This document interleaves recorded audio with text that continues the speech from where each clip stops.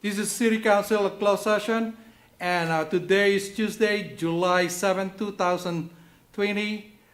I will call this meeting to order at 5:02. Roll call, please.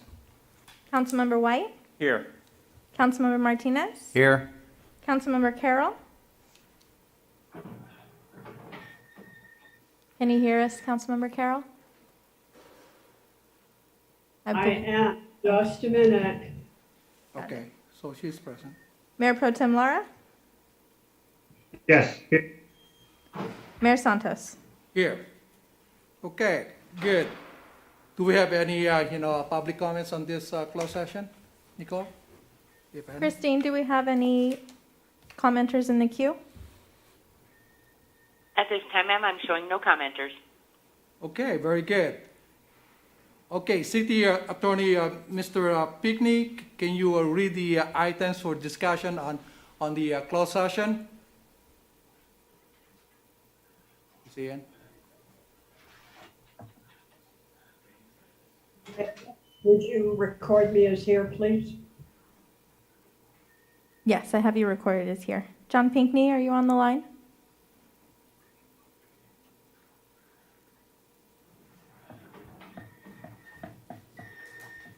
I'm not sure if he's on. Do you want me to go ahead and read them? Yeah, go ahead, Nicole, read it. First item is conference with labor negotiators pursuant to Government Code Section 54957.6, City Designated Representative, City Manager Todd Parton, and Administrative Services Director Carrie Mendoza. Employee organizations, Beaumont Police Officers Association. Item number 2 is conference with legal counsel, anticipated litigation, significant exposure to litigation pursuant to Government Code Section 54956.9 D2 and/or 3, one matter. Item number 3 is conference with real property negotiator pursuant to Government Code Section 54956.8 for property known as vacant land, APN 418-190-004, 005, 006, and 007, and APN 418-140-028 and 029. Agency negotiator, City Manager Todd Parton or his designee. Negotiating parties is City of Beaumont and Heslin Holdings, Inc. Under negotiation is price and terms. Very good. Thank you, Nicole. Now we go to adjournment on this at 5:04. Now we're adjourned, going to a closed session. Okey-dokey.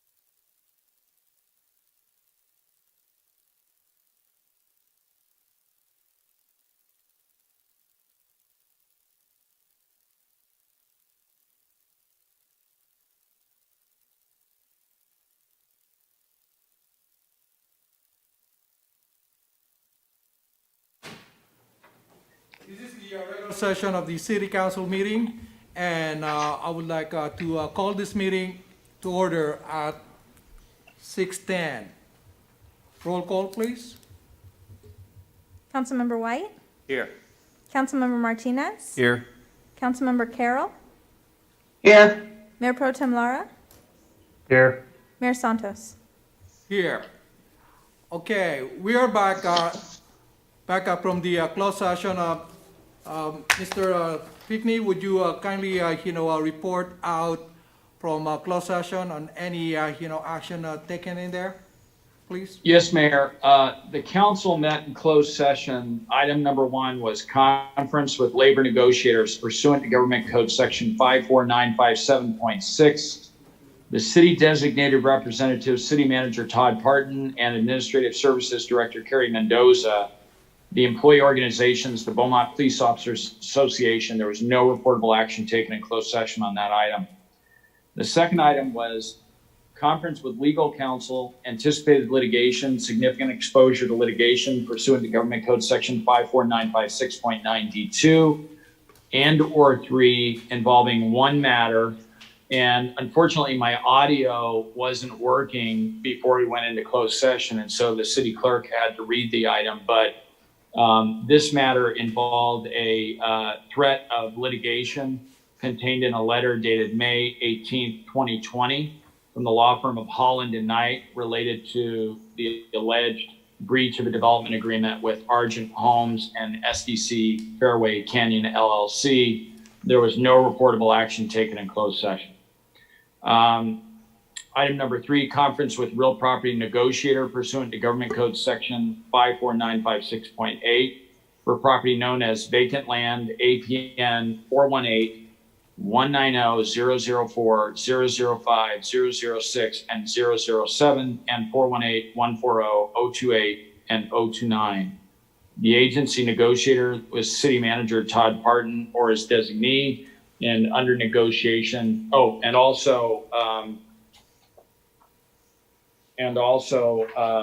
The negotiating parties are the City of Beaumont and Hessling Holdings, Inc., and under negotiation were price and terms, and there was no reportable action taken in closed session. And that concludes the report out from closed session. Very good. Thank you, Mr. Pickney. And now, I think we're all present, and let's do the Pledge of Religion. Could you, Council Lloyd White, could you lead us? Sure.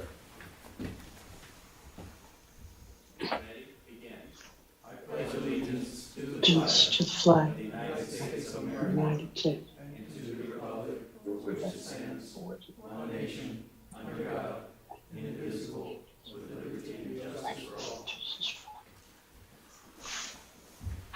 Thank you. Okay, approval adjustment to the agenda. Any conflict of interest disclosure? Okay, if none, there will be, announcement, recognition, proclamations, and correspondence on item number 1, introduction of new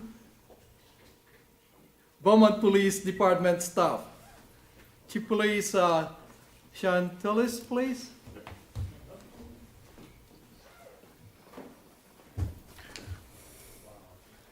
Come on up. Absolutely. Good evening, Mayor and Council.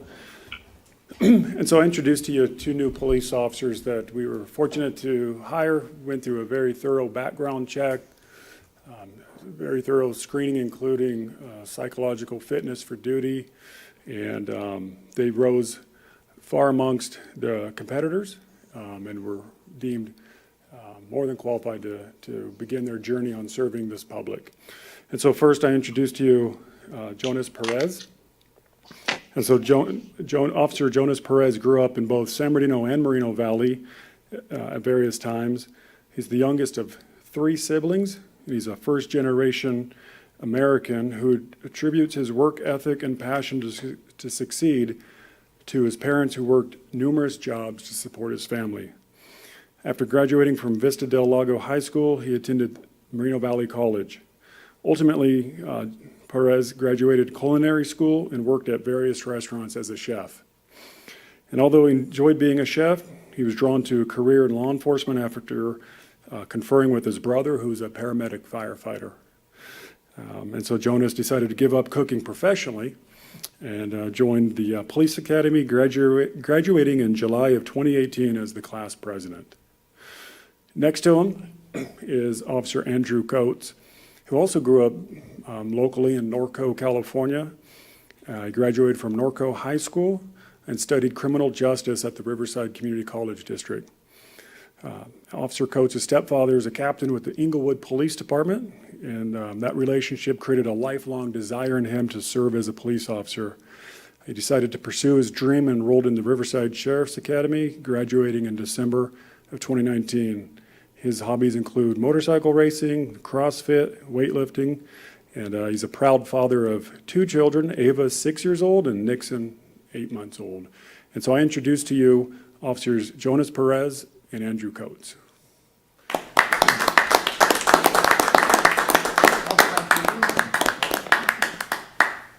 just want to say I'm happy to be here.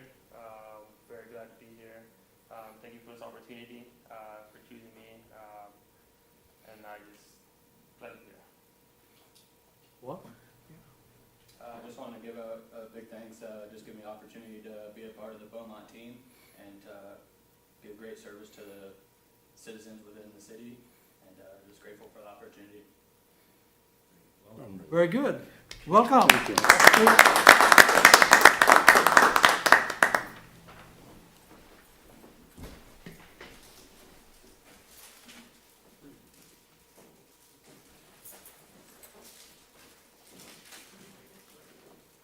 Okay, we will be on the public comments in here, public period, items not on the agenda. Due to current circumstances, we are encouraging members of the public to maintain participation in our meeting by using the following options: email comments, phone-in comments, and in person, subject to applicable health orders. All of the details of this option can be found on the front of the agenda and will be also displayed on your screen throughout the meeting. Nicole, do we have any public comments on today? I do have one written comment. Okay. I'll do that one first, and then I'll check the phone line. Okay. Written comment is from Ron Roy. He said, please read or have the following comments submitted as part of the official record of tonight's City Council meeting in the public comment period, items not on the agenda.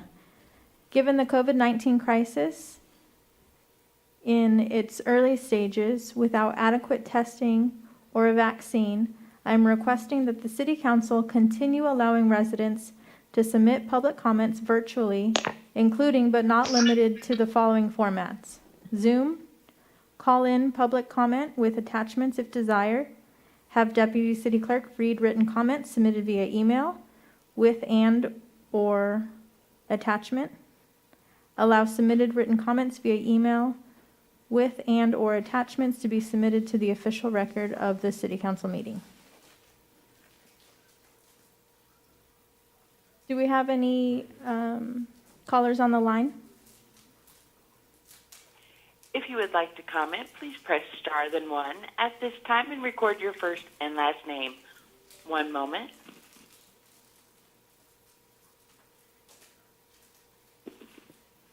At this time, I'm showing no public comment. Very good. Okay, let's move on the consent calendar. Items on the consent calendar are taken as one action item unless an item is pulled for further discussion here or at the end of action items. Approval of all ordinances and resolution to be read by title only. And there's a consent number here, item number 2 through number 6. Any consent calendar on this need to be pulled and for the further discussion. If not, I need a motion.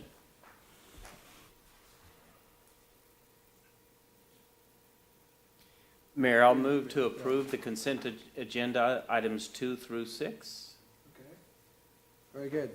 I'll second. Councilmember White, Yes. Councilmember Martinez, Yes. Councilmember Carroll, Yes. Mayor Pro Tem Lara, Yes. Mayor Santos. Yes. Thank you. Let's move on public hearings. There'll be, approval of all ordinances and resolution to be read by title only. Item number 7, hold a public hearing and consider proposed addition of Chapter 8.55 regulation of shopping carts to the Beaumont Municipal Code. There will be a staff report, please. Ms. Taylor. Ms. Taylor.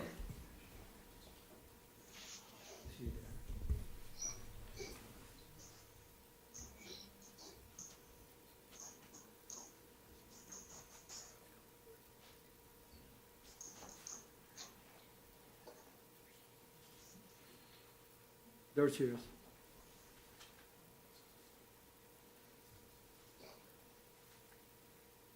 You're on, Good evening, Christina. Can you hear me? Yes. Great. Good evening, Mayor and Council. The pleasure to be before you this evening. For your consideration tonight is the proposed addition of Chapter 8.55, Regulation of Shopping Carts, to the Beaumont Municipal Code. As you know, we have a considerable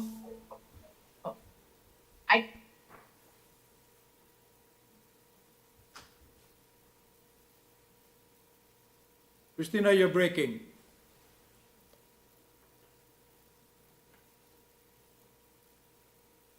I'm having some technical difficulties, you guys. I'm Okay. sorry. Can you hear me now? Yes.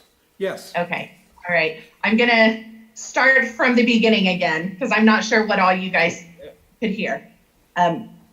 Before you tonight for your consideration is consideration of a proposed addition of Chapter 8.55, Regulation of Shopping Carts, to the Belmont Municipal Code. As you know, we've had prolonged issues with abandoned shopping carts throughout the city, and city staff up until this point has spent a lot of time and effort collecting and storing and trying to make contact with business owners to reclaim the carts, to get carts returned, to dispose of carts that are no longer salvageable. So on February 4th of this year, planning staff requested direction from council to prepare a shopping cart ordinance, and we did receive that direction, and before you tonight is the results of our efforts. So the ordinance contains several sections as identified in the staff report for you, but the crux of the issue and the crux of the ordinance really revolves around Chapter 8.55030, which is the Cart Containment and Retrieval Plan. So the Containment Plan establishes the requirements for cart identification, prevention measures that stores can take to reduce the amount of carts that are removed from their site, and then has a component for a mandatory cart retrieval program. The ordinance does provide for multi-tenant centers, stores within the same center that all utilize shopping carts, to come together and prepare a containment plan that works for all the stores in the center so that we reduce duplication of effort on behalf of the stores as well as on behalf of staff. The plan will be reviewed administratively by city staff. It would be approved or denied within 30 days. We have the opportunity to modify a plan if a plan is approved and then we find that maybe it's not working as well as it could for either the store or for the city as far as containing and retrieving plans. If we find that the plan is working well, there's opportunity for recertification, and that recertification can be performed annually. So, if we're good with everything, the stores have been complying and staff hasn't received any complaints, or we haven't had to deal with part issues, we know that things are working and we can continue on the same path with the plan that's in place. Chapter 8.55040B of this proposed ordinance does call for existing retail establishments to submit a plan for review within 60 days of adoption of this ordinance. So if council does choose to adopt this ordinance this evening, staff will then be reaching out to the individual businesses, both in writing and following up with phone calls and in-person visits, to communicate with the businesses that would fall under the purview of this ordinance, to help them understand what the city is trying to do, both for the business themselves and to reduce our efforts and make sure that they have an understanding of what we're looking for in the cart containment plan, and to help them work through the process so that they can become compliant with the city's ordinance. In the event that a business is non-compliant with the proposed ordinance, there are remediation opportunities within the ordinance, such as removal of the carts and citation if necessary, and follow-up along the same lines that are already established for other similar types of administrative processes in the code. This item was before Planning Commission on June 9th, 2020. The commission did forward a unanimous recommendation of approval to the City Council. They did have a few notes that they wanted to have considered. The original ordinance did reference laundry carts, and the commission felt that maybe laundry carts should be removed because typically, there may not be many businesses that would have more than 10 laundry carts, and also felt that it might be burdensome for some of the small businesses that have laundry carts that they utilize to have to go through a branding or identification process on those carts. Staff understood that concern, and we did at this time remove laundry carts from the ordinance, but we'll defer to council on whether or not you would feel it's appropriate to leave it in or leave it out. The consideration also had to do with disposal of the carts. So if by chance staff does end up picking up a cart and we have it in the yard, we can't get compliance, we can't get someone to pick it up, we can't do anything. We had in the ordinance to dispose of it, and commission felt it's appropriate that maybe recycling the cart first would be the best option if that was available before we just disposed of it as regular trash would be disposed of. So anyway, we're requesting tonight that council hold a public hearing and that you waive the first full reading and approve by title only the addition of Chapter 8.55 regulation of shopping carts to the Beaumont Municipal Code. And I'm available if you have any questions. Very good. Thank you, Ms. Taylor. And I will open to the public hearing. If there's I will open it at 6:28. And is there any public comment on this? I have no emailed comments. Do we have any comments on the line? So, Mr. Mayor, just jump in. No public comment. Mr. Mayor, Okay. Hold on. Mr. Mayor? Yes. Yes. Mr. Picnic. Go ahead. Can we take a break for 5 minutes so that I can speak to the city manager about a technical issue that we're having Okay, but okay. I mean, before we close the public hearing on that item? okay, that's a good idea. Okay. Okay, I'll take it. A 5 minutes break right now. Thank you, sir.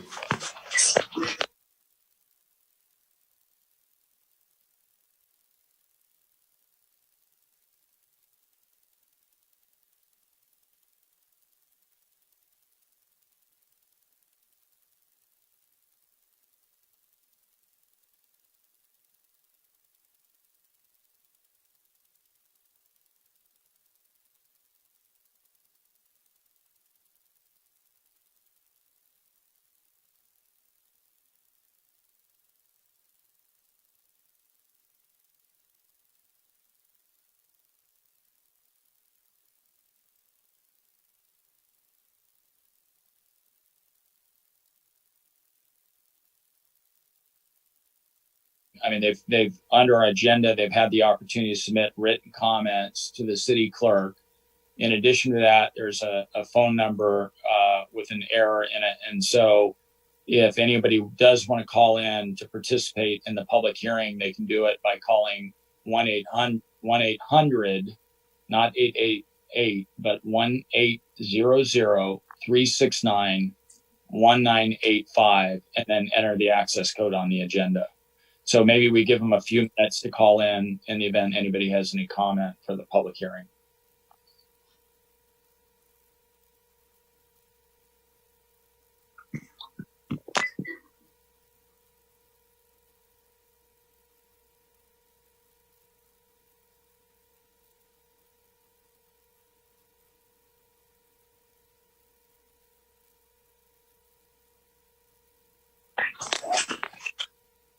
See the numbers, and there are 3 different telephone numbers, but they connected and they disconnected right away. They didn't stay on the call. Okay, it was probably us testing. Okay, thank you.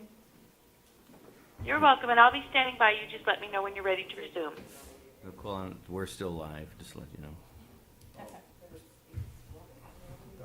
I currently don't have you live into the main call if anyone joins. I currently have them on music. Okay. Nicole, that was me that logged in and tested and hung right back up. That was Okay. me. Yeah, I figured it was When I us. was testing for Todd. Okay. Sorry. Okay, we still have 2 minutes.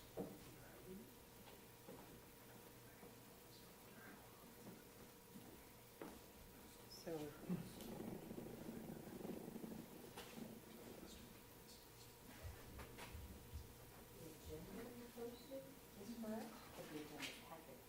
Yes.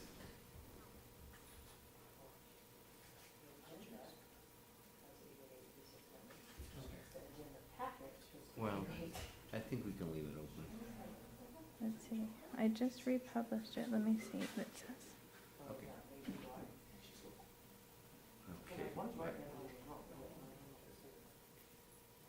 You just said they can hear us talk a little bit on the internet. They don't have music or hold. Yeah.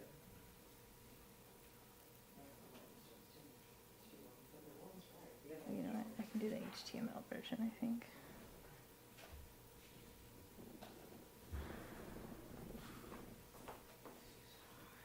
Break over there. What's that? Taking a break over there, I see.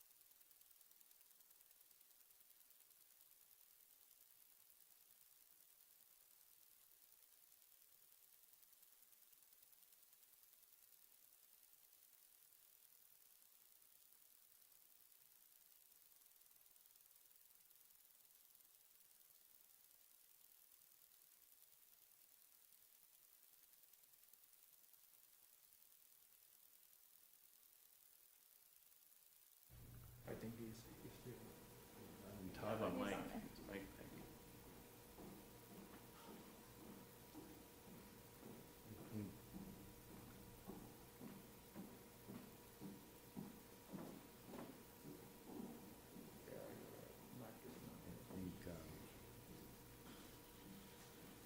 Todd's talking to John.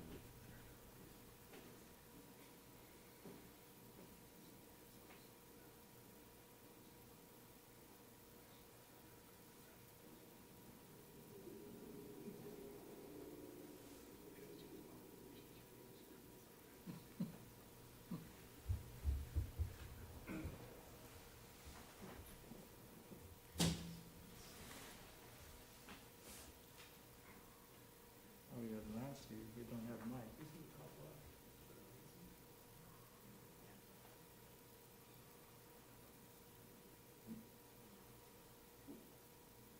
Mike gave me his proxy, so I can vote for him. Okay. I need a copy, man.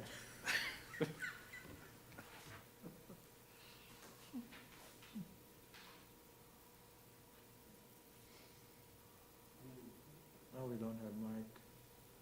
He might be there. He might just Yeah, he might. be You an want, audio. okay, let's move on. That's fine. Go ahead. Okay.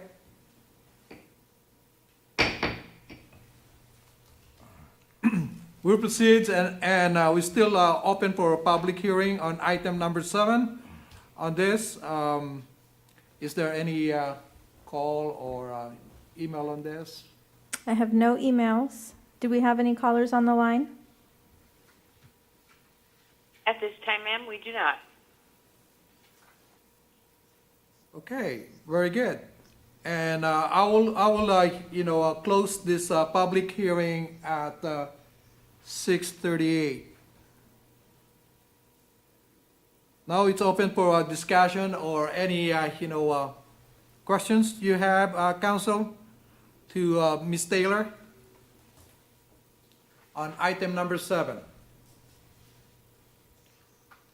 Okay, Council Julio Martinez. Yeah, in reference to the laundry carts, I think the provision already in exemption under L already gives them a 10 or less exemption.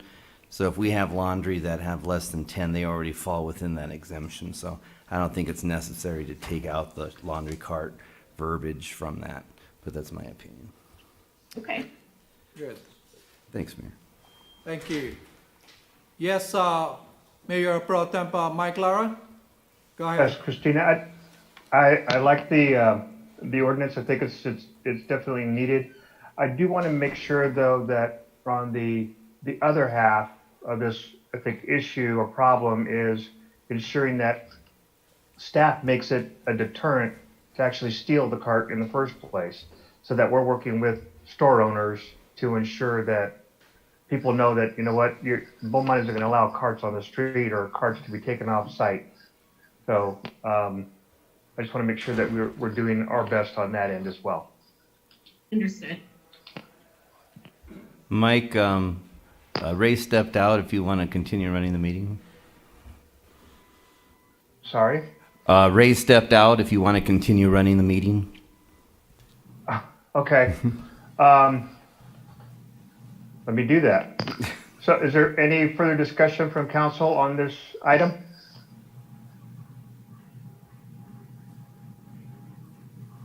Hearing no further discussion, I'll look for a motion. Before we do a motion, I would recommend we wait. I just wonder if John Pinkney is going to recommend that we keep the public comment period opened, and then do it at the next meeting to allow time for comments with the correction of the phone line. Okay, Nicole, it sounds like we want to go ahead. So will we continue this item then, or do we just wait until the mayor comes back? The public hearing is closed. I believe Mayor Santos closed the meeting. However, my recommendation was to waive the first reading and adopt. But if we'd like to bring this back then for a second reading, just to give additional opportunity for anyone to comment, I'll defer to city attorney and council's discretion on that. Yeah, I mean, I don't mind waiving the first reading myself, but are they still discussing this Yes. agenda item? Yeah, I think so. Yes. If we waive the first reading and approve, then it's being approved right now, and there may have been people who wanted to comment before. Can we continue it or table it and keep the public hearing open to the next meeting?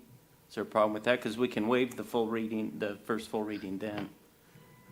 Yeah, we would just continue. We just have to state which meeting it's going to be continued to, and we can do that. Okay, then I move that we continue this to the 21st? July 21st. Yeah, and I guess we leave the public hearing open during that time? I'll So we have to- second. We have to reopen the public hearing then? Yeah, Okay. yes, please. So I move that we reopen the public hearing and continue this to the 21st. I'll second that motion.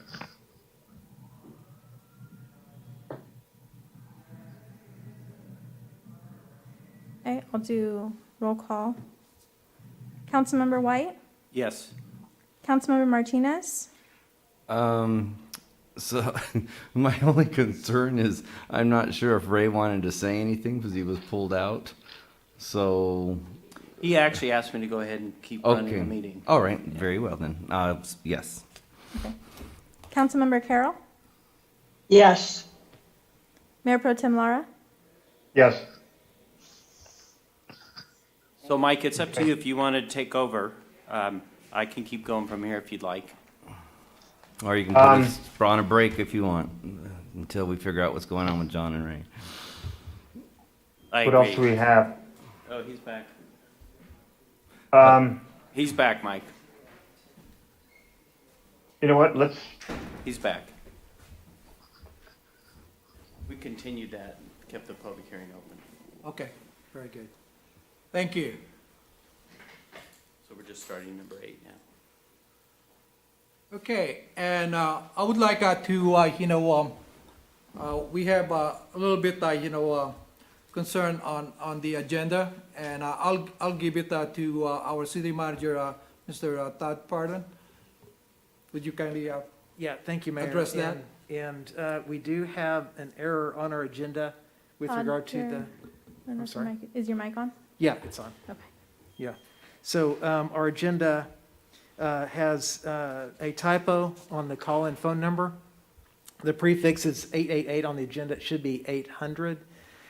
Considering the fact that we have public hearings on the agenda tonight, and we have some other very sensitive items, recommendation out of abundance of caution to make sure everybody has the correct information, and those who may be trying to call in have the opportunity to be heard before consideration of those items. We would recommend that the following items be tabled until the 21st. And those would be item 7, which I think was already tabled in earlier action.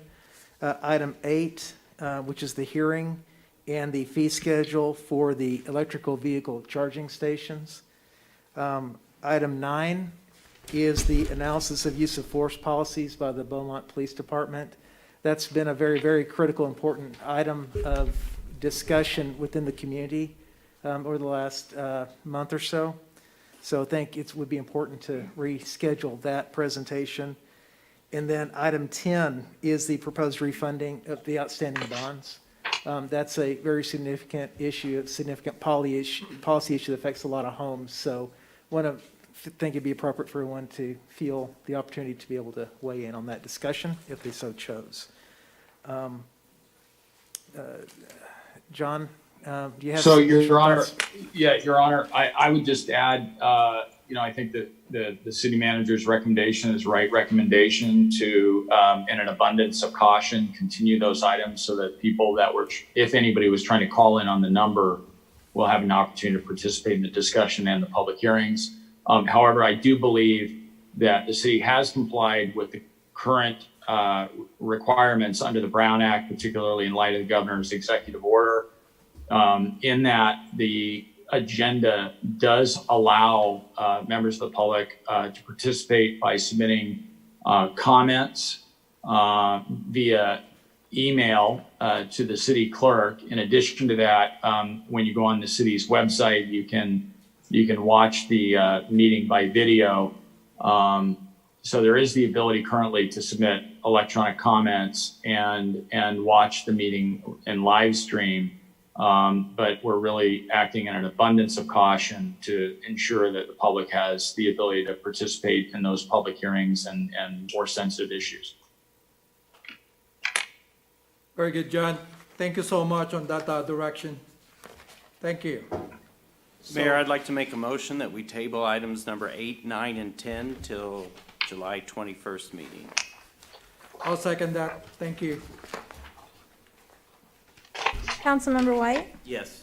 Councilmember Martinez? Yes. Councilmember Carroll? Yes. Mayor Pro Tem Lara? Yes. Mayor Santos? Yes.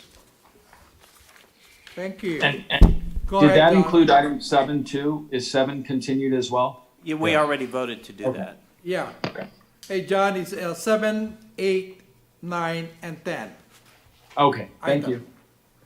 So we will go on the action item number 11 on this. Thank you, Mayor, Council. And again, please, Thank you.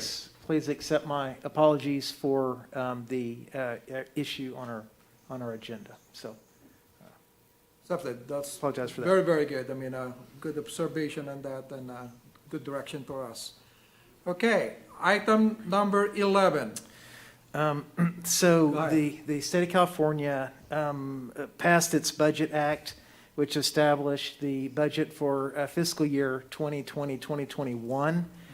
That budget includes a pro rata distribution of $500 million of coronavirus relief funds. So that's a pass-through of federal money through the CARES Act.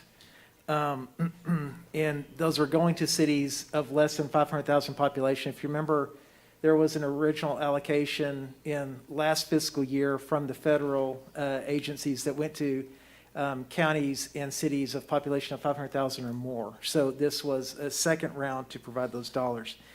There is a pro rata formula for that distribution, which came out to $12.28 per capita based on the March 2020 official population counts for each municipality in the state of California. When you go through that formula process, what it shows is that the city of Beaumont would be entitled to a pass-through allocation of $635,569 of CARES Act funding. So in that process, there's a evolving, I guess you could say, process with regard to the program. It was announced it was being implemented with certain timelines in advance of some specific guidelines or policies being determined and established. So we're kind of in the process of looking at potentially engaging in this process, trying to utilize these funds while certain guidelines are also being created. So we're driving the car while it's being built in a certain respect. However, one of the things that's been specified on that is an initial process, which is a certification process. So the first thing that the city would need to do would be by July the 10th to submit a certification form to the State Department of Finance. And that certification form basically says that the City Council has authorized the application for these funds, and that it also contains certain criteria or conditions that the city agrees to abide in order to remain eligible for the use of those funds. And the 4 components that the city would need to agree to would be to first adhere to federal guidance and the gubernatorial order for stay at home. And that order is N-33-20. That was the original order issued by the governor back last March that has since been modified. So when we look at the county's current program of the modified stage 2, all those elements are components of that original N-33-20 that's been amended. So your packet contains a copy of the original 3320, but that has been amended since. It also says that the funds can only be used in accordance with the conditions specified in the Budget Act, the state's Budget Act. And so there are 3 basic purposes for the use of the funds.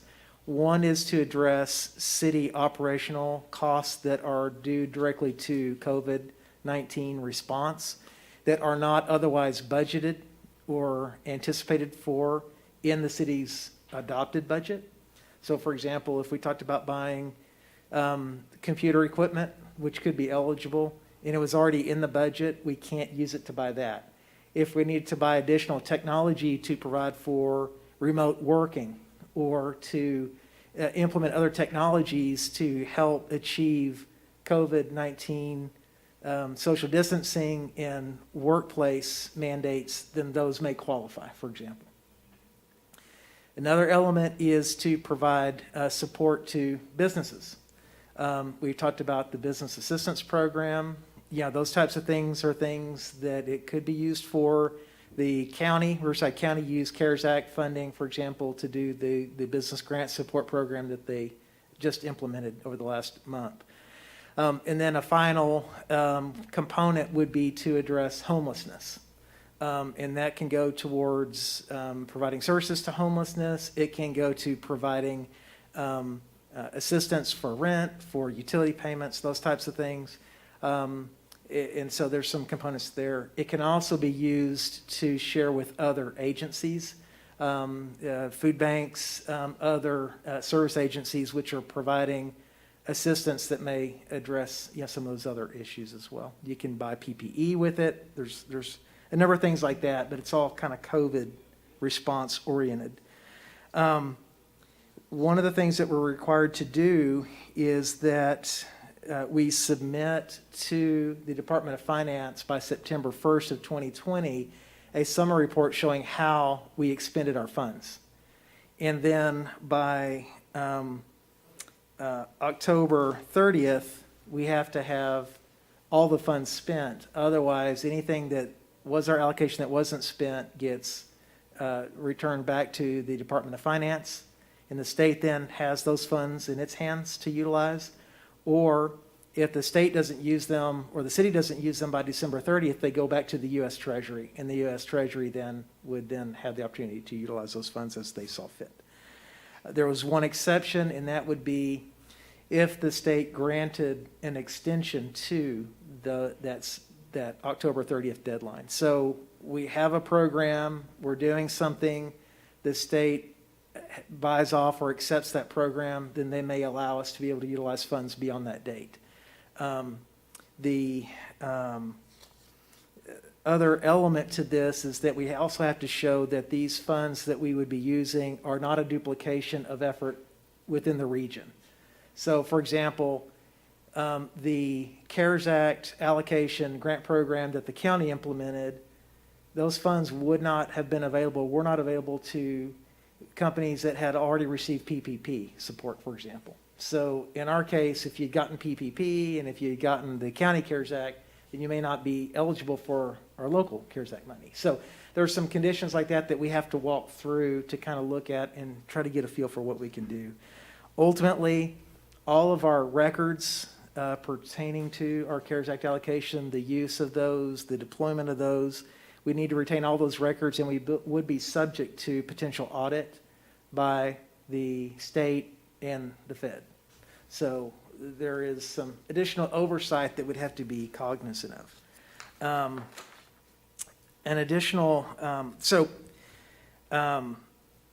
in the report, we've provided a number of attachments. The first is the certification form that's been filled out for the city of Beaumont. So we're looking for direction from city council as to whether you would authorize staff to submit the certification, thereby enabling us access to the funds. That's the first step. It's not a commitment to take them yet, but it does announce that we are interested and we're planning to utilize them. The second attachment on page 465 is a summary and overview provided to us by the California League of Cities. So it gives you kind of a snapshot, in effect, as of the end of last week as to how the program works and what some of the city requirements would be and some of the limitations are. On page 468, we actually have a document that was put together by our finance department here at the city of Beaumont that gives you an idea, kind of a snapshot, a more refined snapshot of the program. So what the department did is they looked at the facts, which I've loosely identified here, or talked about tonight.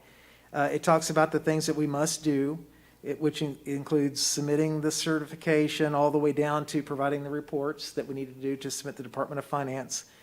And then it's got an analysis with regard to eligible ways to utilize the funds. So we've looked at city costs, the small business support options, and community assistance programs options. And then it outlines some additional eligibility research that we're looking into. So what we really were looking for tonight, the second piece of council action would be any input or direction from the council with regard to how you would like us to deploy these dollars, some general direction. There's still research we need to do. There's some background work we need to do. There's some additional clarifications that we need to get from the league and from the state on these various program elements.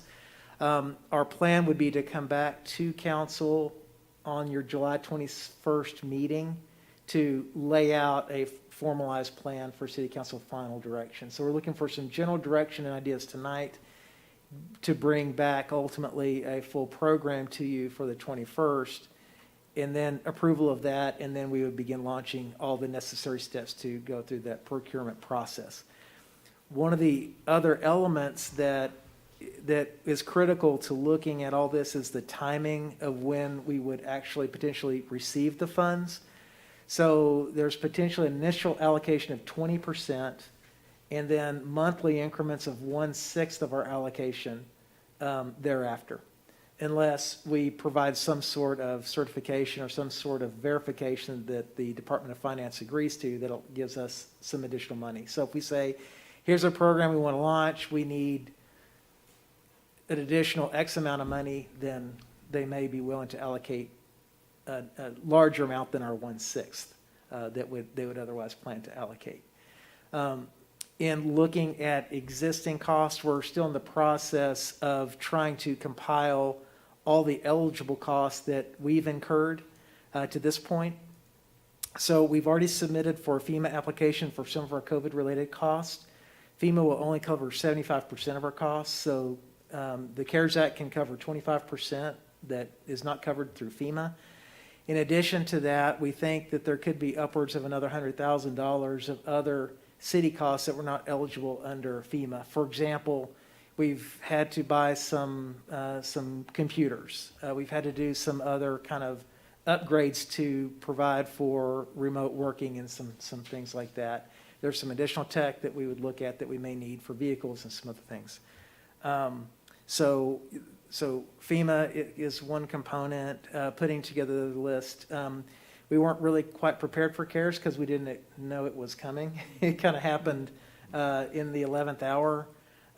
So we're now trying to pull our records together and determine what may qualify while we're also getting the guidance coming in. So, Mayor, Council, with that, I'd turn it back for your discussion and direction. Very good. Thank you. Let's, is there any public comments on this? Go or I call? have no written comments. Do we have any callers on the line? Once again, if you would like to comment, please press star then one and record your first and last name. One moment.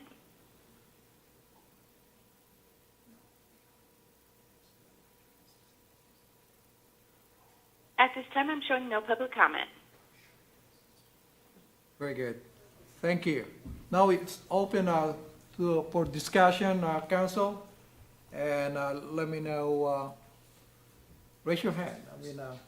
It's open. Nothing?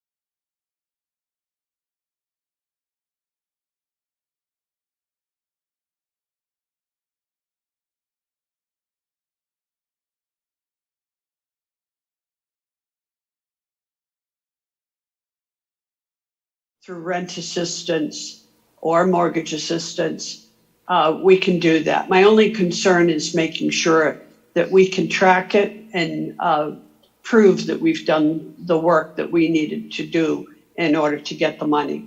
But I think they're all excellent suggestions. Very good. Thank you. Council William Martinez? Yeah, so I agree. I think they're all great suggestions. Well, the way I look at it is we're looking at about 500, maybe 535 in money, since we have to allow for that 800 that's already been spent. So I just want to keep that in mind for council, so that we know we don't have that whole number, because we still have to go back and pay for things we paid for already, I think. But I just want to make sure that whatever we decide, that we don't create more, because we have to be able to track everything. So if we did mortgage assistance or we did anything, we have to make sure that we can track things and keep the records, and for things that we do, whether it's bill assistance or whatever, we have to make sure that it's, you know, that the person that's requesting the money is verifiable and so forth. So I just want to make sure that we understand that. So whatever we decide to go for, that we make sure that there's going to be, remember that there's going to be staff time involved, and that there's going to be someone that's going to have to go through and verify, in some way of keeping records and so forth. So just keep that in mind as we think of these different types of programs that we can come up with. I do think that as a city, we have to make sure that we have what's in place to help the public. So whatever it is that we look at, because they always look for the city for help, so we have to make sure that we have those things in place here, as well as going out and helping the community. For IT reasons, I think we need to make sure that our IT is up to the best that we can possibly get, because I see more of this coming. And I know we have little, things that happen there and there. I mean, that's just the technology as it is, as we know it. But this is an opportunity to make sure that we have everything upgraded to the best that we can, and make sure that we have, especially those remote units that we might need, or people that are doing remote work from home, or whether PD needs more, other technology to help, with the diversity.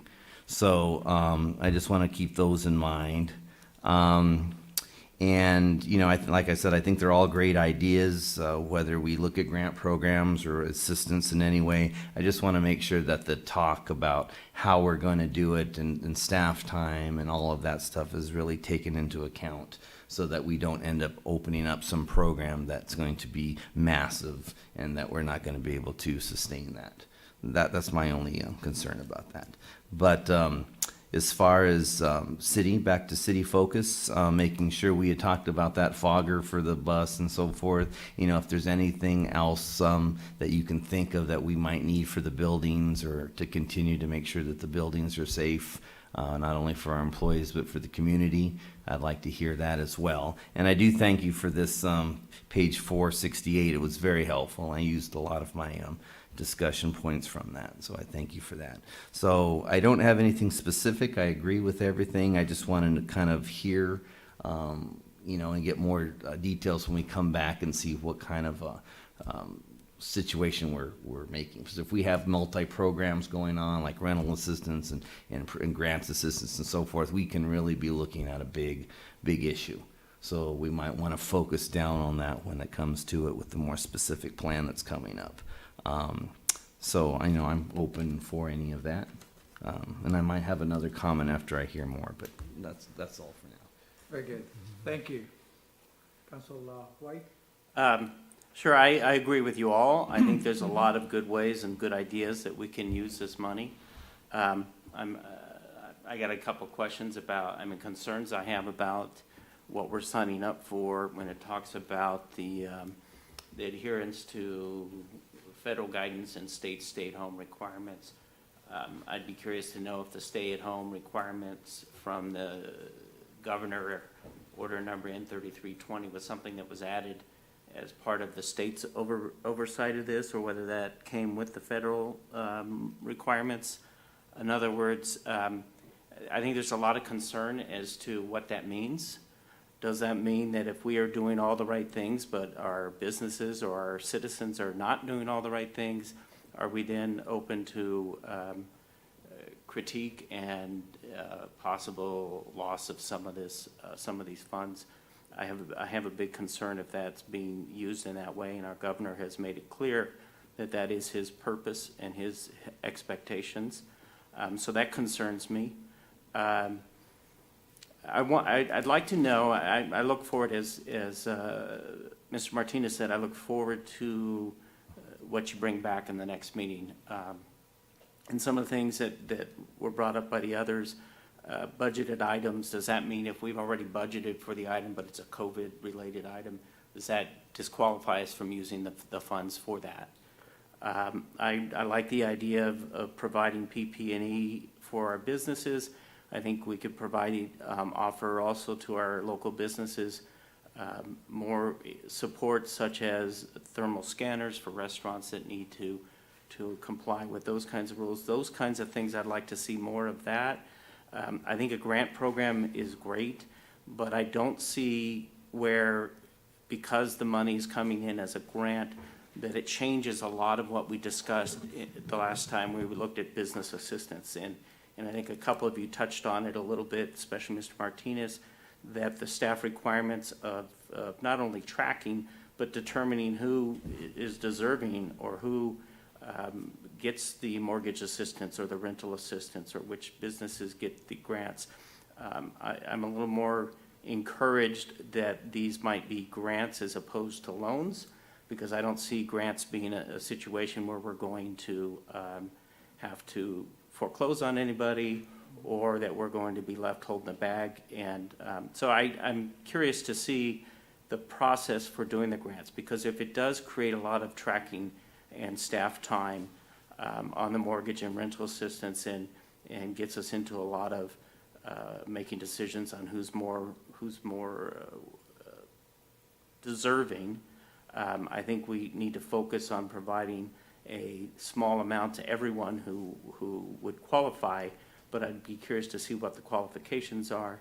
And I'm just concerned that if we spend too much money on staff time, that we take away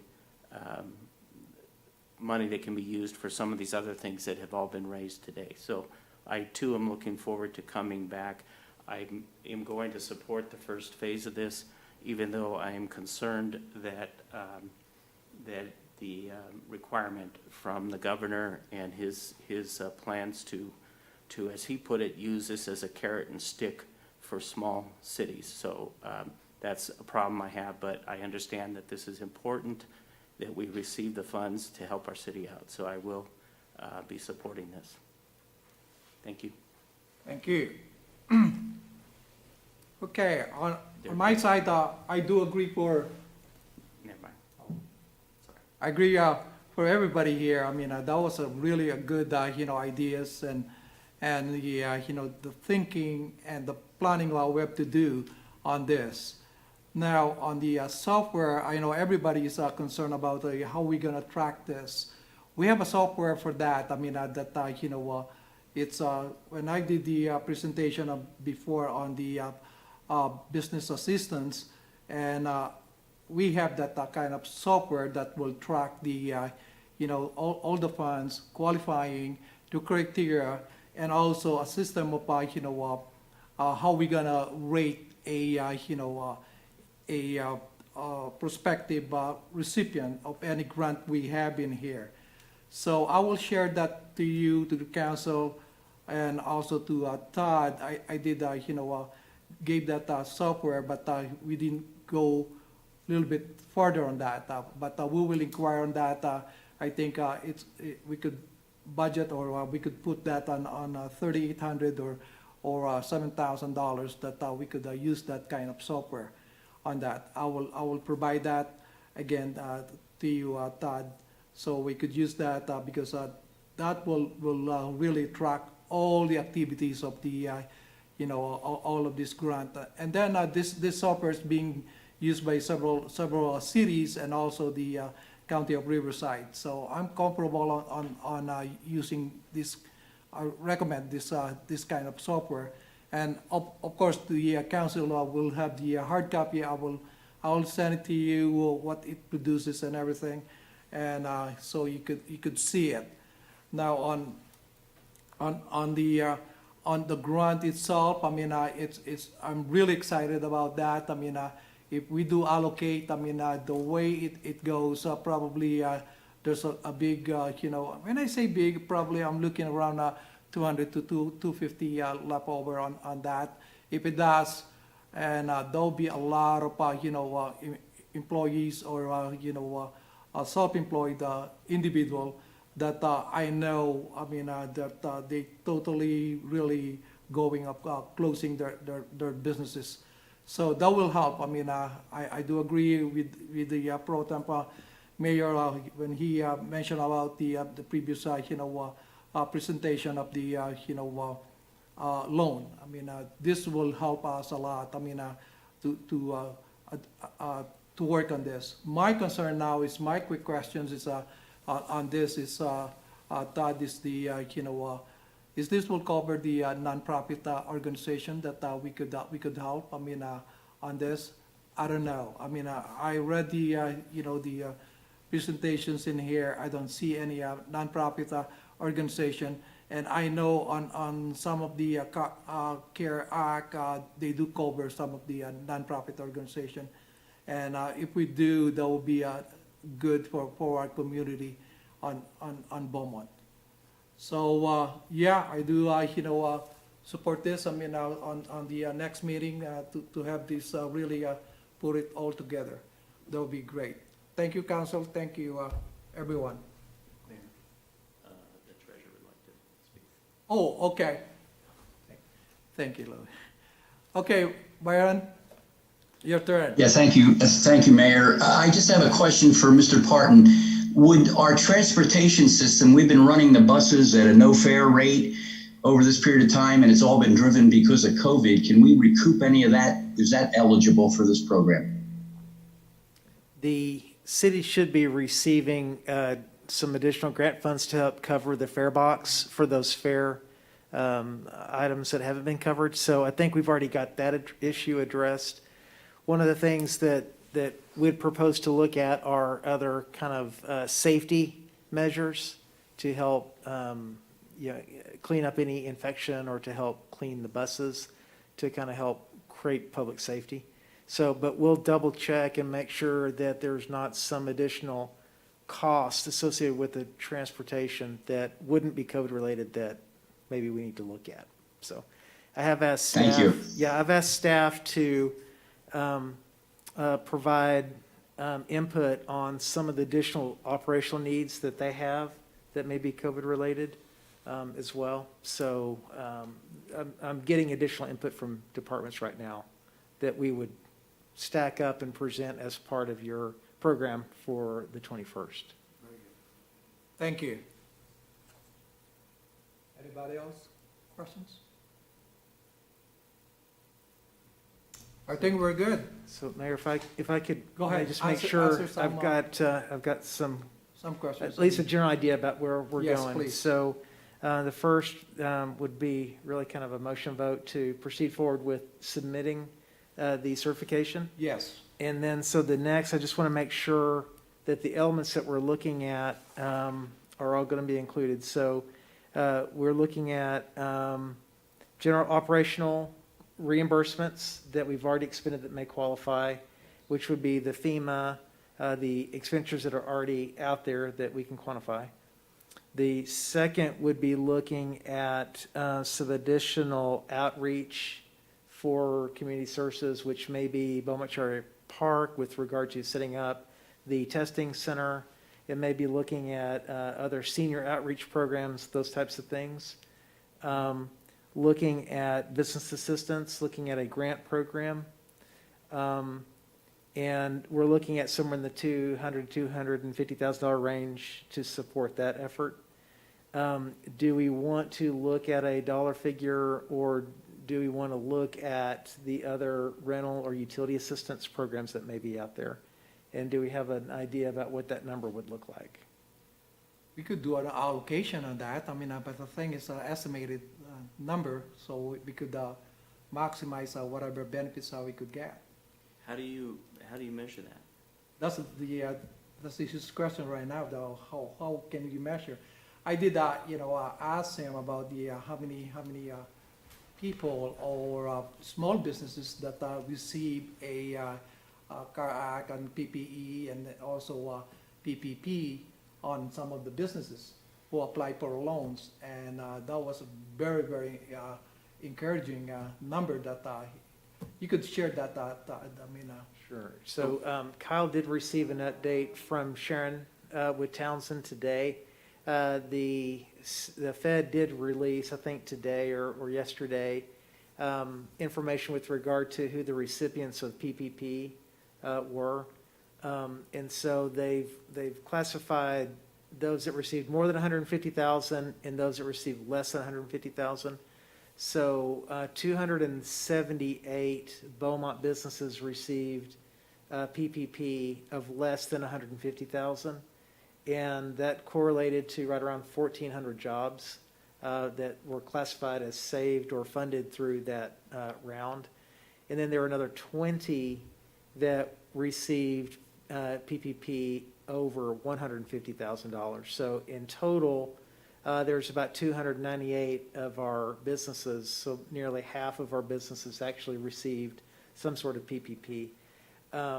And that represented roughly 2,900 to 3,000 total jobs that were supported through that program, according to those numbers. So what we don't know yet is how many would have received the county grant.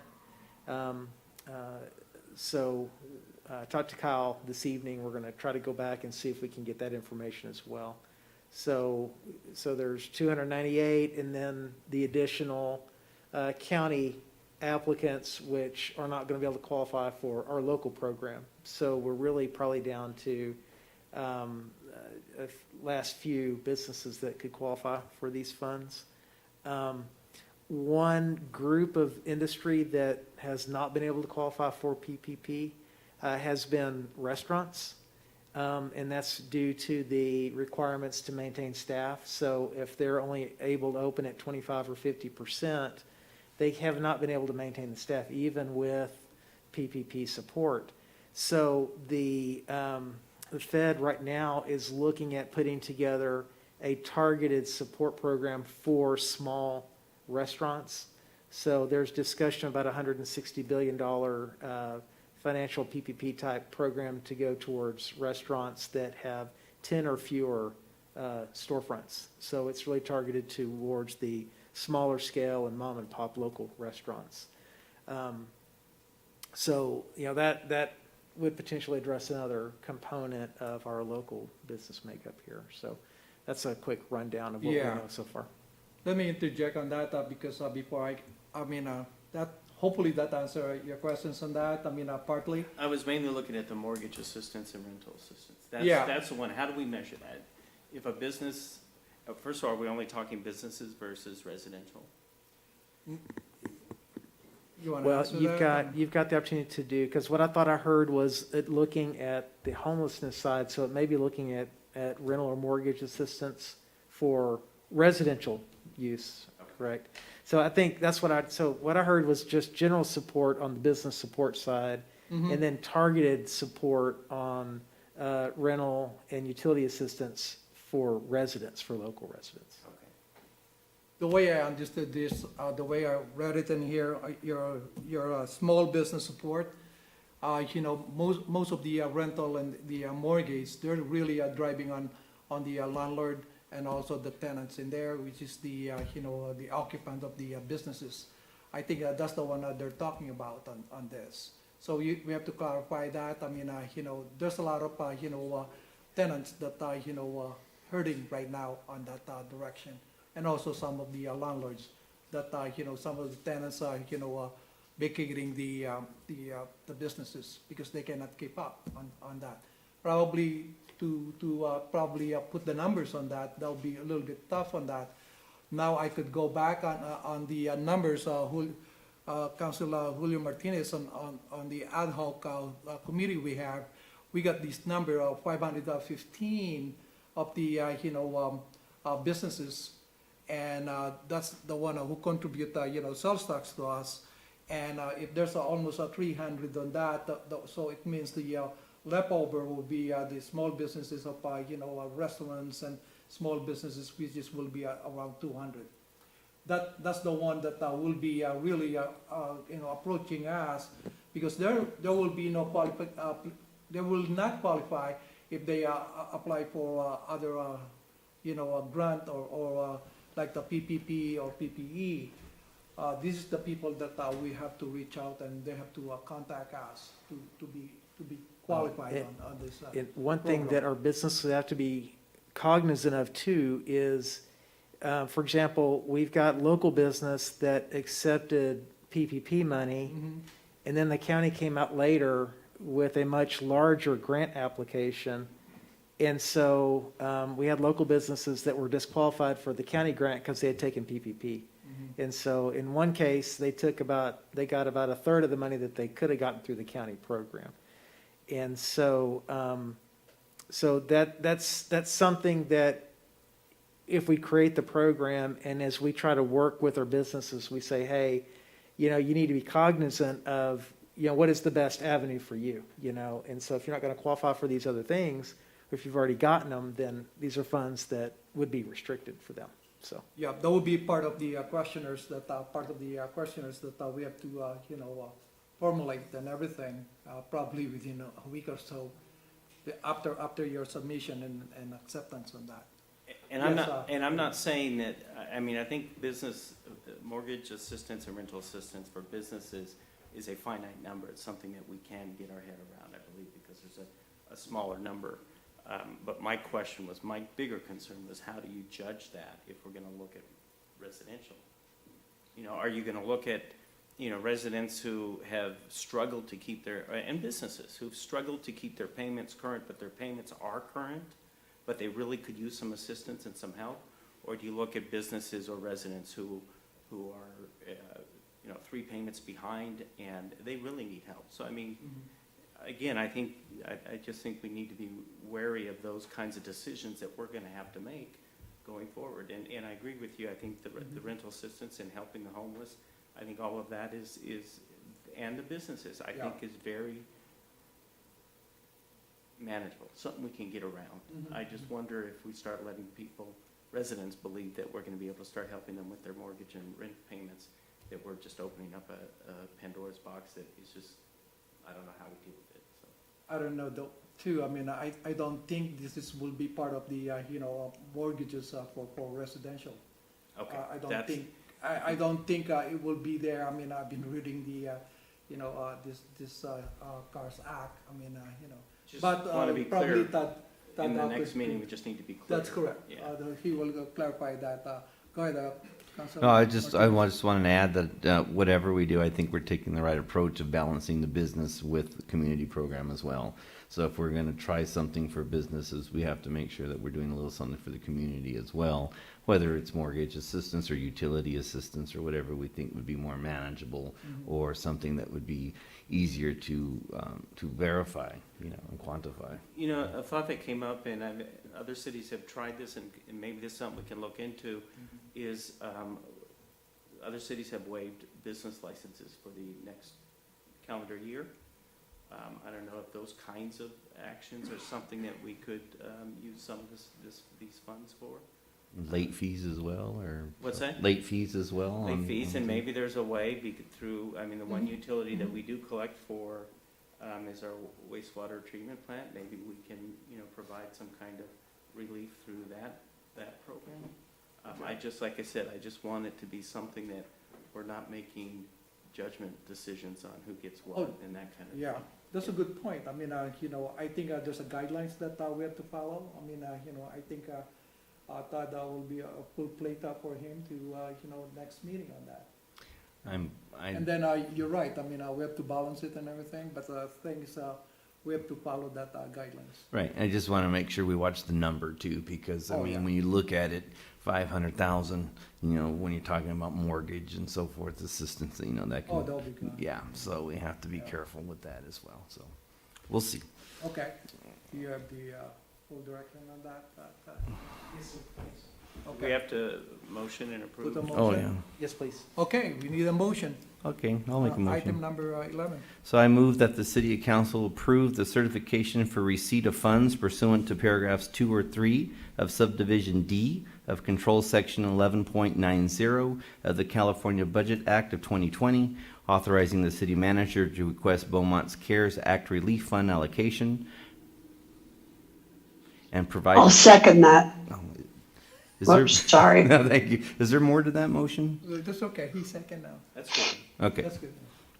That's good. Very good. Councilmember White? Yes. Councilmember Martinez? Yes. Councilmember Carroll?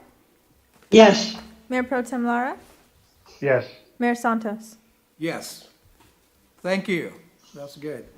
Action item number 12, authorize Amendment 1 to the agreement for claims administration services with Sigwick Claims Management Services. Staff report, Ms. Carrie Mendoza, please.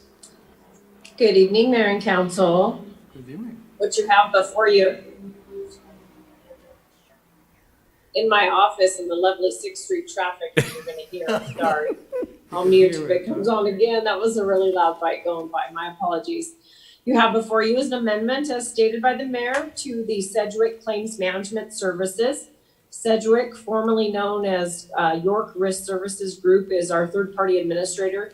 They govern and administer our workers' compensation claims. We RFP'd this contract back in 2015. This year, I'm bringing it before you with a request for a 3-year extension with the clause that either party can terminate within 60 days.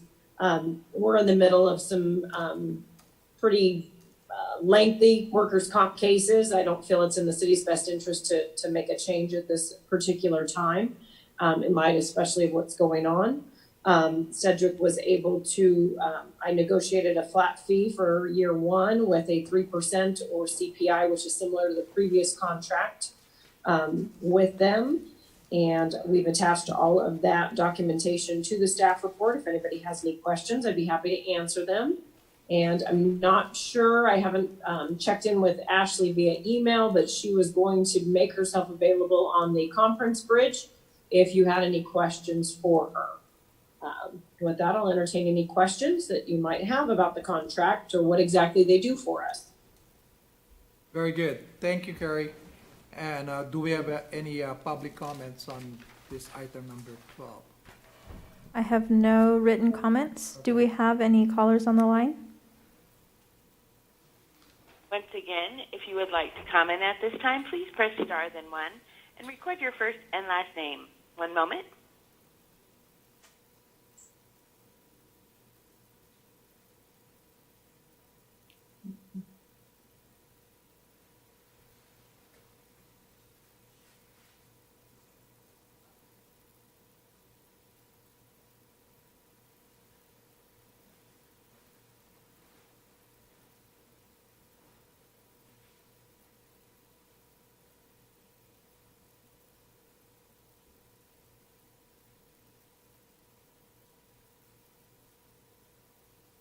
At this time, we have Ashley Milady. Your line is open.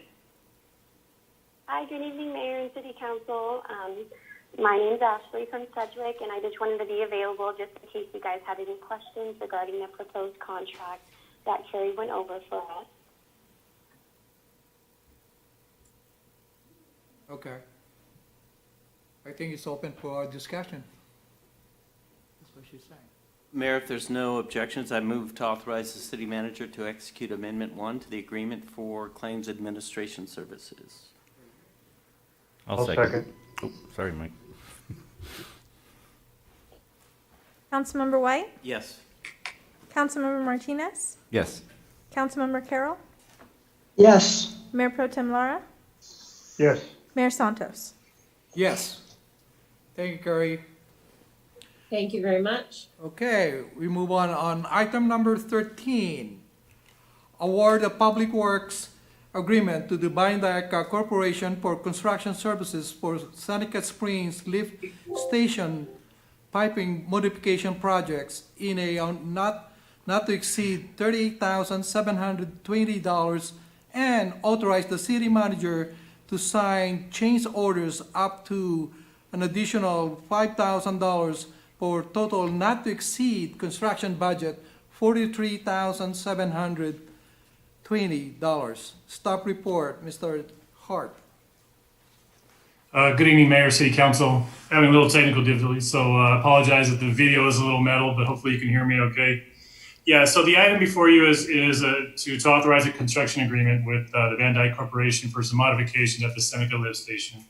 The Seneca Lift Station was constructed in 2005. It consists of below-grade wet well, manhole structure, some discharge piping, electrical cabinet, and a transformer. We've had some settlement throughout this site, some substantial settlement at this site with some of the site itself, the surroundings of the wet well, and some of the piping appurtenances that we have on site.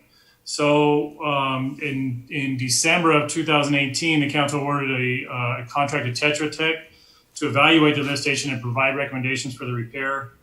Based on the recommendations provided in that report, as well as a geotechnical report from Leighton Consultants, who was a sub to Tetra Tech, we prepared a request for proposals for construction services for the Seneca Springs Lift Station Piping Modification Project. This project was advertised in May, and 2 proposals were received from the Van Dyke Corporation as well as Pascal and Ludwig. They were both evaluated in accordance with the Beaumont Municipal Code, and they were both deemed to be comprehensive and responsive and inclusive of all the requested services. So with that, it is recommended that the City Council award a public works agreement to the Van Dyke Corporation for construction services for the Seneca Springs Lift Station Modification Project in an amount not to exceed $38,720, as well as authorize the city manager to sign change orders for up to an additional $5,000 with a total not to exceed budget of $43,720. I'm available for any questions you may have. Very good. Thank you, Jeff. Do we have any public comments on this, please? I have no written comments. Do we have any callers on the line? At this time, there's no public comment. Okay, very good. Open for discussion or make a motion.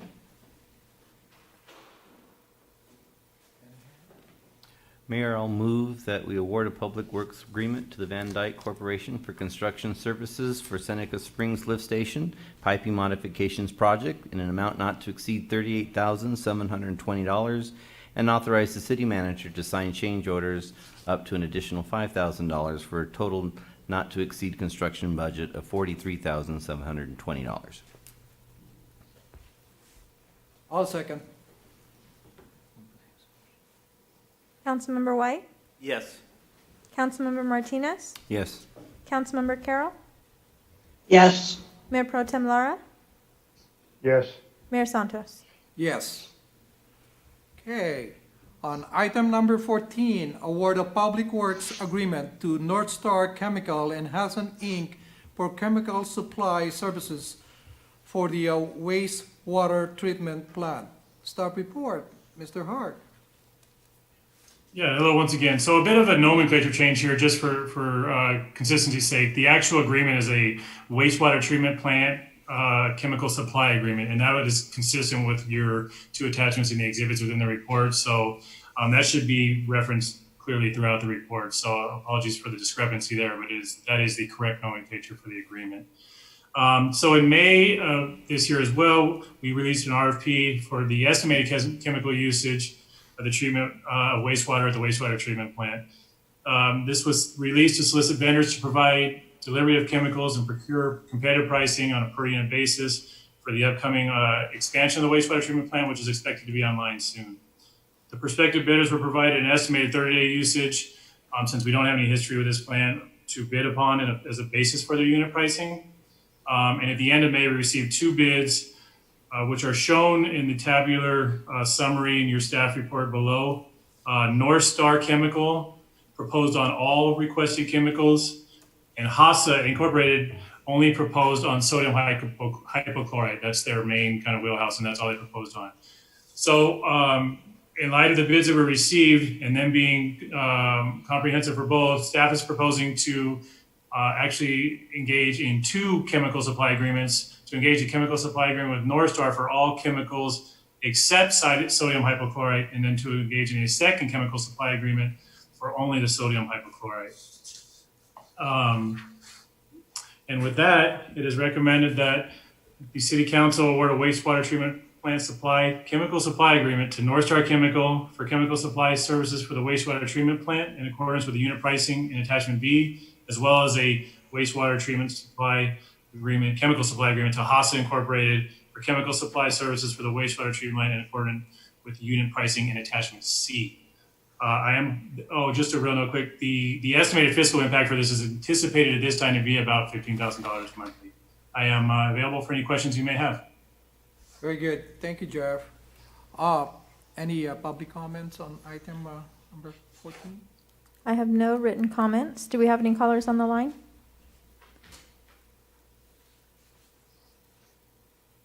At this time, I'm showing no public comment.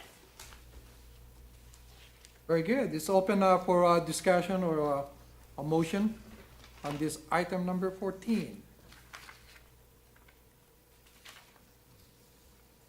Mayor, I'll make a motion to award a public works agreement to North Star Chemical for chemical supply services for the wastewater treatment plant in accordance with the unit pricing within Attachment B, and award a public works agreement to HASA Incorporated for chemical supply services for the wastewater treatment plant in accordance with the unit pricing within Attachment C. I'll second that. Councilmember White? Yes. Councilmember Martinez? Yes. Councilmember Carroll? Yes. Mayor Pro Tem Lara? Yes. Mayor Santos? Yes. Thank you, Jeff. Okay, move on item number 15, legislative updates and discussion. Kyle. Good evening, Mayor and Council. Attached into your agenda packet was a very lengthy 12-page summary from the month of June on the legislative front. I'm going to go ahead and spare you on reading through every single page of that report and just highlight some of the main issues and programs that are being discussed. On June 29th, the state governor did approve the revised budget, which was $202 billion for the upcoming fiscal year.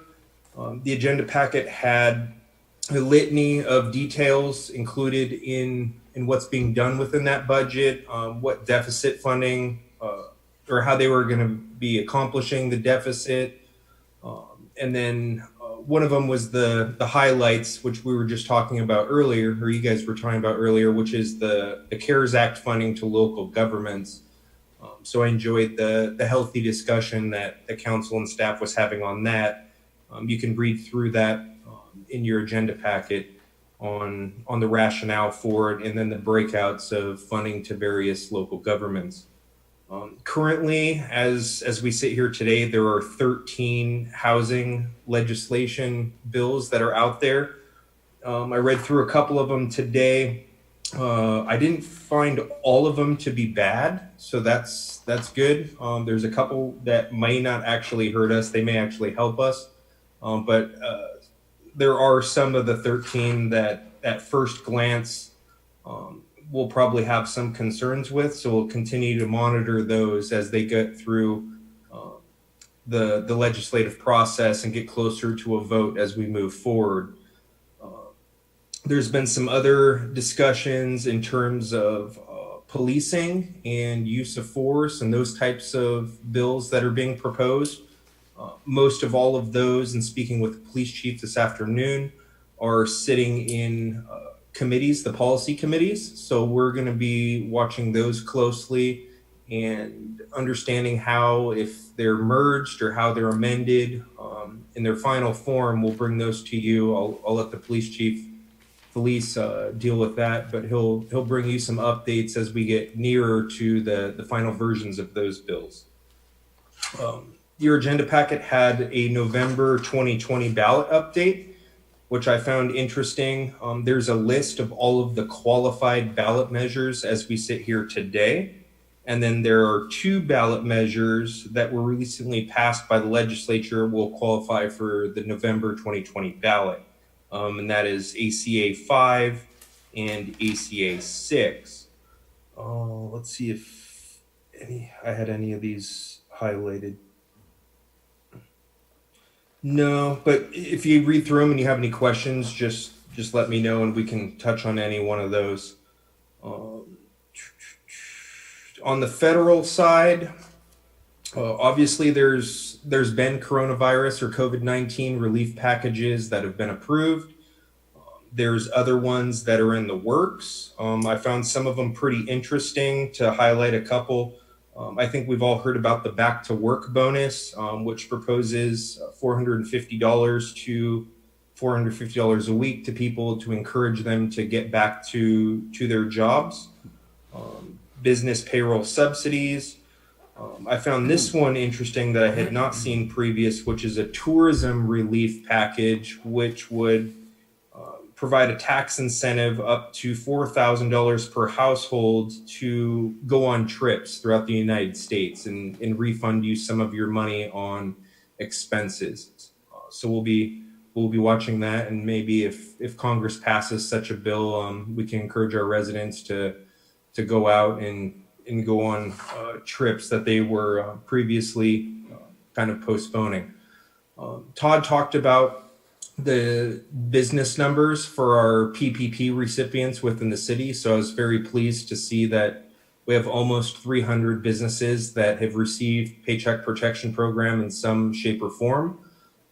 When I flipped through the list of the businesses receiving more than $150,000 each, I was kind of hesitant to flip through it quickly because I'm like, well, how many of our businesses actually receive that much money? And I was pleasantly surprised to see that 20 of them received that much money each, which attributed to around 1,000 jobs being retained in those 20 businesses alone. So that was huge for us that federal program was rolled out, and a lot of our businesses, it looks like, took advantage of it to the best of their ability. Todd did talk about, city manager talked about the restaurants relief package that they're looking forward to passing. I'm not exactly sure if there's bipartisan support for that, but at least it's making its way through in DC to a vote.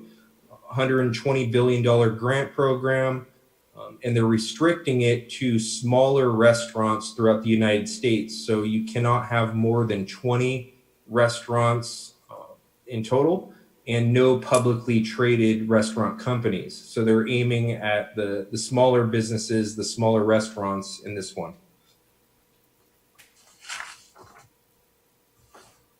And that's all I have for the legislative update tonight, unless you want me to go through some of the state metrics on coronavirus or the racial data recently released by the CDC, but I'm not that interested in doing it unless you want to know the stats. Thank you. Okay, thank you, Kyle. We have a quick questions from Councilor White.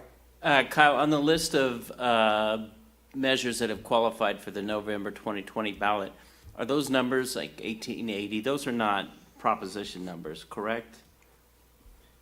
There were if you're looking at it, it's on page 681. Right. Yeah, the 1800 numbers. So 1870 is the split roll measure?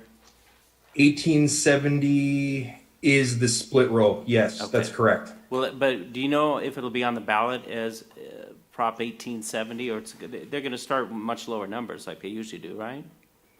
Yeah, I'm not sure what these numbers are referencing. They could just be a ballot measure number, Okay. and then they get reclassified when they actually get on the ballot. Yeah, with a much lower number, I would believe. Okay, and that's just a summary of what they do. It's not the actual title or header that's going to be on the ballot, correct?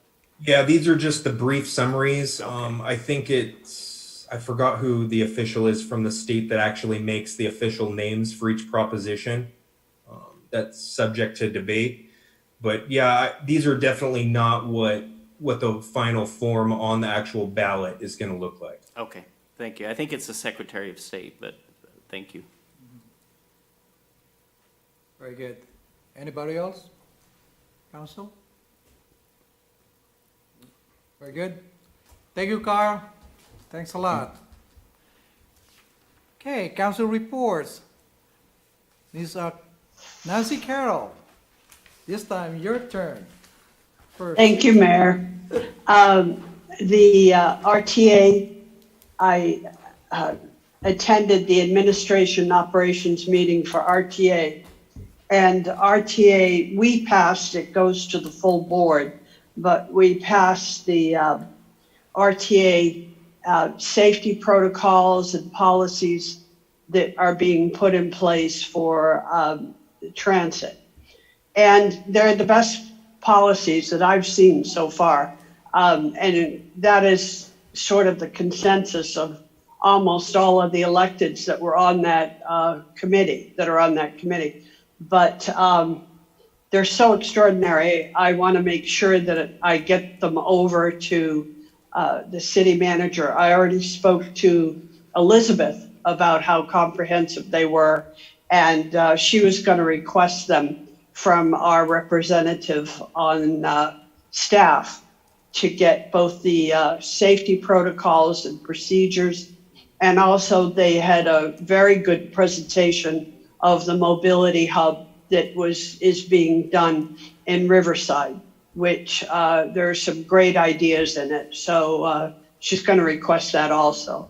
But mainly, pretty much everybody on that committee was just blown away with how extensive and what a high quality that RTA staff did on those policies. So definitely their work that we can read through and adapt to our transit.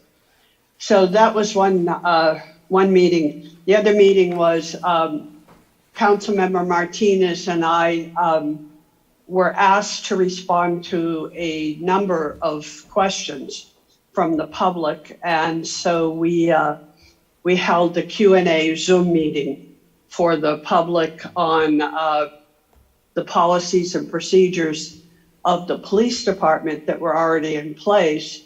It was prior to the roundtable, so our feeling was that it would be great for the chief to also hear what the questions were that were coming from the community before the roundtable, to give him some idea of where some of the concerns were coming from. So the Zoom meeting that we held for, I guess there were just over 20 people on the call. It was very well attended. Chief did a superb job, as he always does, in answering the community questions. A lot of them were pretty detailed questions, a lot of passion from some of the community members. So the chief, as usual, we're always so proud of how he approaches the open and transparent manner that he does in the policing policies. And it was also attended by the city manager, who also responded to the public. So it was overall, I felt I appreciated very much the meeting and what I heard in the meeting. So that's it. Thank you very much. Thank you. Mayor Pro Temp Mike Clara?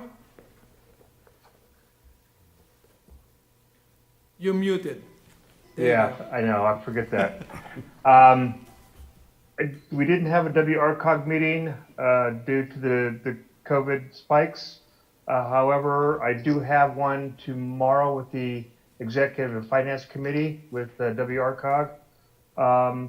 Also, just wanted to compliment the chief on the community roundtable he put together and appreciate Miss Betty Ann, Master Sergeant Brackens, and Sergeant T. Wells and Deputy Chief Yoakum for their participation in the roundtable. I thought it went very well, and looking forward to see what type of meetings the chief will have in the future.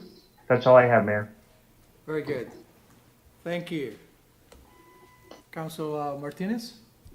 The ad hoc Back to Business committee met twice to continue planning our ongoing approach, and I'm sure Mayor or Mr. Parton will allude to that perhaps. Again, excellent community forum, Chief. Did a great job. Congratulations. It was very informative and well received from the people that I talked to that watched that. So good job for you on that. RCA was canceled for July, so no species of the month, so sorry. And lastly, congratulations to Officer Angela Chaparosa for receiving the Officer of the Year Award from the VFW Post 233. If you can relay that to her as well, congratulations to her. And that's all. Very good. Thank you. Council White? RCTC is dark in July, so there were no June committee meetings. And I ditto on both of the comments that Mr. Martinez made regarding the officers award as well as the roundtable. It was very interesting and I think very needed and well done. And that's all I have. Very good. Thank you.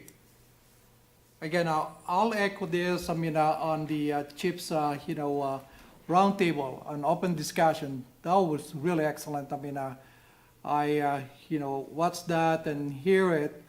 That was really a good discussion, very fruitful information, especially, all the, who participated in there. And the panel, they're so professional. You guys handle the public meeting so good, and especially the Q&A segment in there. You did pretty good. Excellent on that. I would add on this the main explicit bias, and well done. Especially the coverage on the respect, open communication, proper training of the police and policies, continuous conversation, and also the visibility to our community. And lastly, the PD employment diversity has to be highly qualified police officers joining our department, just like I've seen this evening on that, to serve the community on a higher integrity manner. I really salute you on that, Chief. Looking at you eye to eye on this, really appreciate that. Way to go. I congratulate you. Well lead on that. Thank you so much. Again, before we move on this, I like, working with the great staff of the city. I've been working with them. They're behind the scene. They're really, really working hard work on this. Every items we have discussed, Todd is always there. I don't know how he sleep, man. Christine Day. She's all over. If I need something, they're there. Our city attorney, John Pickney, is there.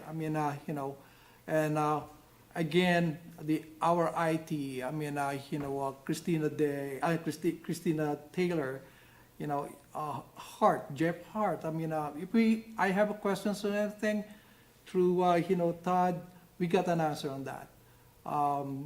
That's behind the scene. Planning the COVID prevention in here, and it's well done. Todd and the staff, even the our Ken. Who's our custodian in here? I call it custodian. He's all over the place. So. IT people, they're good. So that's my report. I really appreciate that. Really, really, down to earth to, say thank you to all of you on this. Okay, City Treasurer report, please. Thank you, Mr. Mayor. I have nothing to report because our Finance and Audit Committee meeting is next Monday, the 13th, so I will have something on the 21st to share with you. Thank you. You're welcome. Thank you. Good. City Clerk report. Steve, No report this evening, Mr. Mayor. Thank you. you're welcome. Thank you. City Attorney report. Mr. John P. Yes, just briefly, you have at item 16 in your agenda packet an update on pending litigation where the city is a defendant and where there's liability exposure. And so we list those items on this report, and I'll just provide you with an update. First item is Urban Logic versus the city of Beaumont. You'll recall that that case started out with Urban Logic filing a lawsuit against the city seeking over $800,000 in alleged unpaid invoices. Just before trial, on the eve of trial in that case, Urban Logic filed bankruptcy. The city has now acquired the claims that Urban Logic had against the city, and by doing so has eliminated ULC's or Urban Logic's $800,000 claim against the city. So now that case is only a claim for damages by the city against Urban Logic.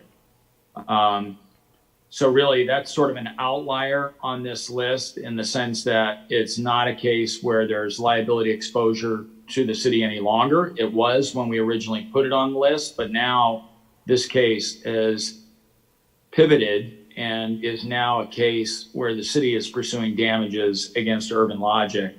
We also amended the complaint to include claims against the current owners of Urban Logic. And so we're pursuing damages against them under an alter ego theory. The second case is Aguirre versus the city of Beaumont. In that case, we're still in the discovery phase, and we are conducting discovery in that case. Serrato versus the city of Beaumont, you'll remember that this was the pothole case. The plaintiff claimed that her vehicle was damaged as a result of driving into a pothole. We filed a motion for summary judgment that was set to be heard, and then COVID-19 came along, and that hearing on our motion for summary judgment, if we prevail on that, then that would remove that case from the list. That case is scheduled, that motion for summary judgment scheduled to be heard later this month. The plaintiff's opposition to our motion for summary judgment was due today. We haven't seen it yet. We haven't received it. It's possible that we'll receive it in the coming days. But anyway, we're going forward with that motion for summary judgment, and we're going to make every effort to have that case dispensed with. And hopefully that case will be removed from the list in short order. And number 4, Charles Peter doing business as Pioneer Mobile Village versus the city of Beaumont. The plaintiff is now on his third amended complaint. We have a demur. And a demur is a motion that we filed on behalf of the city to have the case against the city dismissed. That is scheduled to be heard tomorrow morning. So I'll keep you posted on that. And then the Loan Depot case, item number 5. I believe that we have this resolved. And so my hope is that by the next time that we report on pending litigation, that item will be removed. So I'm hoping that we're down to 3 cases pending against the city at the next council meeting. Fingers crossed. And of those 3, remember, one of them is Urban Logic, and that's really a claim now just by the city against them, and not one where we're defending. In addition to that, the city has a case that it filed against its former bond counsel, McFarland and Anderson. We believe that case is settled. We're working on finalizing that settlement for policy limits. And then we also have the Norton Rose case. That case is being heavily litigated. And there's a lot of activity going on in that case. We're still in the discovery phase of the case. We're preparing for a deposition. In fact, tomorrow I'm going to be at City Hall working with the city manager, preparing him for his deposition in that case. And so that case is being actively litigated. And then also we have a claim against AIG which is the city's former theft and dishonesty insurance policy carrier. They provided us with that policy during the time period where the events occurred, prior to this council being seated, that resulted in convictions of some of the former city officials. And so that claim is for north of $10 million. And that's been going on for a couple of years now, that claim, and it's being actively pursued. And I believe that concludes my report on the status of litigation. Very good. Thank you, John. Okay. City Manager report, Mr. Parton. There's been quite a lot going on, COVID and everything else. So a couple things, priority projects we're working on is a couple RFPs. One is Kyle's working on the psychographic study. That was the component we're using for the targeted retail recruitment strategy. And then I'm starting to work on a demographic analysis RFP. That was for the demographer for the districting effort. So looking at those two components.